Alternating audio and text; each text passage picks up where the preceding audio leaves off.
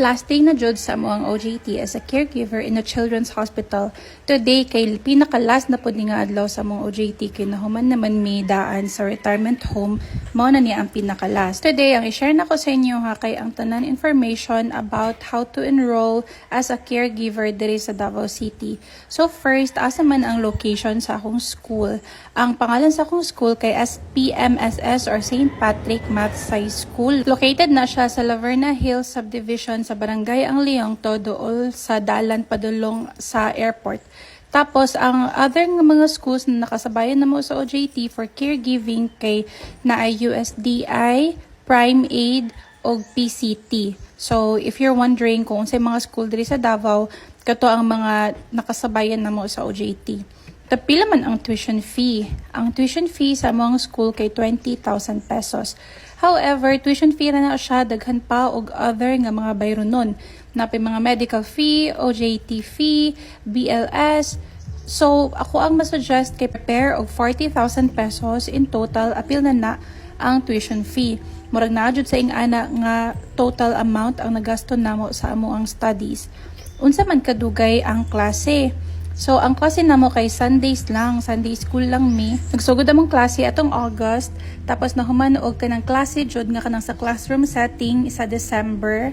Tapos pagka February nag-assessment mi. Dayon sa February hantod sa March ang amuang OJT. Dayon ang amuang graduation is sa April. So from August to April mao na siya ang duration sa amuang study. Tapos, ang new batch kay nagsugod atong January. So, if you're interested nga mag-enroll, pwede na mo mag-enroll for the August na pod nga klase. So, parehas mo August to April ang duration. About sa kanang buntis nga gusto mag-study, I think pwede ra gud mo mag-study. However, pag mag-OJT na ba kay naay mga facilities nga dili sila mosugot nga buntis mo magtrabaho kay grabe jud siya kahago, mag-asa-asa baya ba, mag-asa og mga tigulang, unya ka nang sa mga bata kanang pareha sa mga sa hospital ang setting sa ikaduha nga facility. So ma-expose mo nga kanang sa hospital. So nadyoy mga facilities nga dili jud mosugot og buntis. So I'm not sure na lang kung asa mo mag-eskwela o asa mo ipa-OJT, but I'm just telling you now nga sa amo dili pwede ang buntis mag-OJT. Kay magpa-medical magud na before mag-OJT. So after sa tanang klase no, magpa-medical mo ana para ma-endorse mo sa facilities kung asa mag-OJT.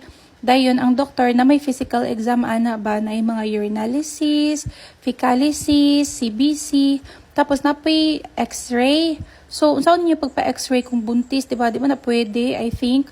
Tapos kanang kung physical exam na ang doktor, makita nga buntis mo, basin dili mo katagan og fit to work na certificate. Unya ka ng fit to work, required na siya sa mga facility ba nga fit to work mo kay katulagi grabe ang alsa-alsa, grabe ang lihok trabaho if mag-OJT na. And lastly, asa man ang mga facilities kung asa ko nag-OJT? Sa retirement home, nag-OJT mi sa Catalunan Grande, sa Grand View Retirement Home.